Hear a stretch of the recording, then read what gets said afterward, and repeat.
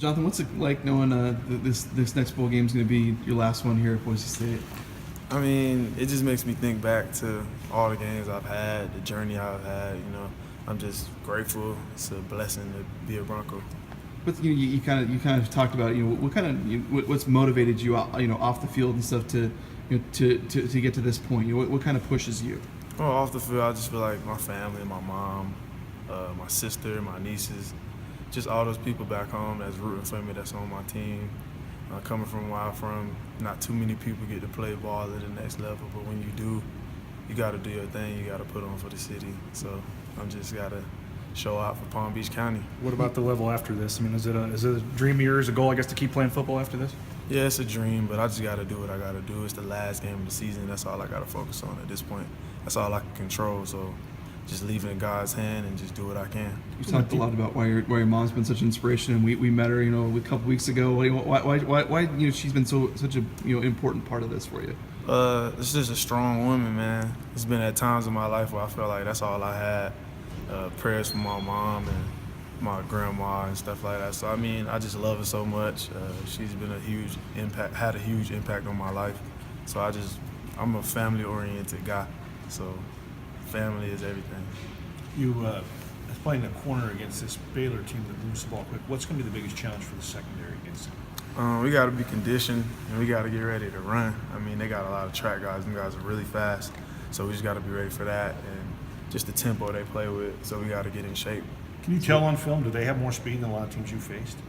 Yeah, you could tell. They got a couple guys that can really go, but at the end of the day, it's Division I football. Everybody can run at least a little bit. Being a little further away from the football, how does trying to get lined up and when you're trying to combat their tempo and stuff? I mean, how's that a challenge for you guys? Yeah, man, we just got to be disciplined and continue to practice that while we're in practice.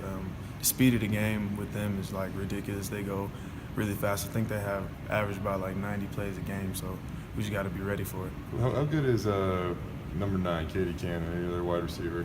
Oh, he's a good player, man. He probably one of the fastest guys I've seen on film. When he want to go, he could just go. He put that head down, and he could get to the post, get to the 9 whenever he feels like it. So we got to be ready for that. Is that a challenge you enjoy, going up against a guy like that? I embrace any challenge, but I'm not specifically worried about him. Not that he's not a good player. He's a great player. I think he made like all conference pretty much every year, so I respect him as a player. As a team, we're worried about the Baylor offense, so that's that. He also came out and promised a victory. I mean, if that's what he wanted to do, that's what he wanted to do. He's speaking on behalf of his team.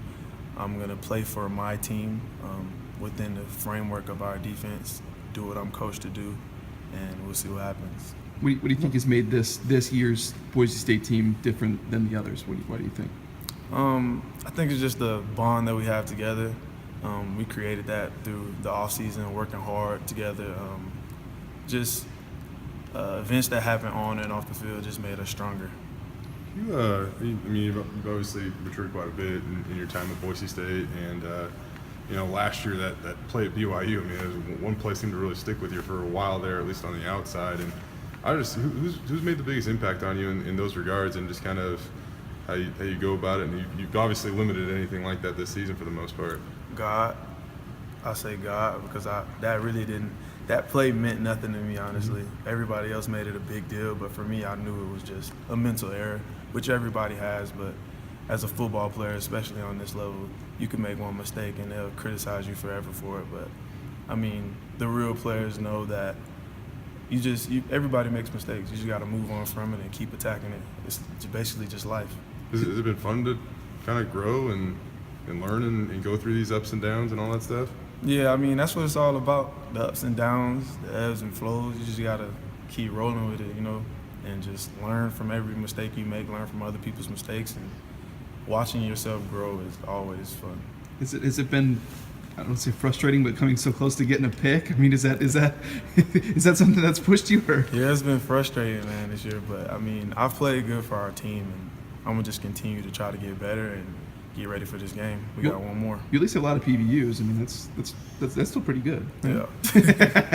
What was the first thing you thought of when you heard you were playing Baylor? I was like, they pass a lot. That's the first thing I thought about. So I got kind of happy. I know they got a good quarterback as well, and they got a a beast at running back. He's pretty big. He runs hard. So it's a great opponent to play against, man. I'm excited for it. What would this mean for you and the seniors to kind of end your career with a win here and get back to 40, for your career and go out here with a good taste in your mouth? It would be great for us, but it's not going to come easy. Baylor's a good football team, good program over the past couple of years, so we just got to prepare and get ready for it. We know they're not going to give it to us easy. We got to go out there and earn it just like always. How would you kind of assess this regular season? Obviously, you guys didn't, achieve that goal of winning the division and stuff like that. How would you kind of assess how your team did? You're going to the bowl game. I mean, I think we played well.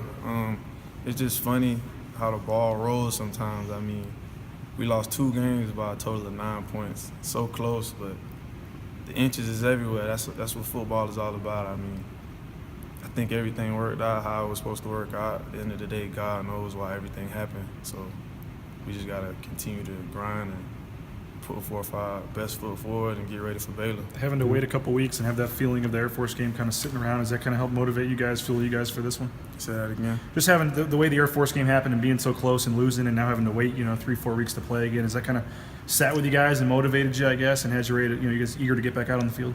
Nah, man, we never really need motivation. It's pretty much programmed in our mind that we got to grind every single day. That's something that I feel like I learned from being here so long. It's just no matter what happened, a win or a loss, we come back on Monday with the same mentality, ready to work. You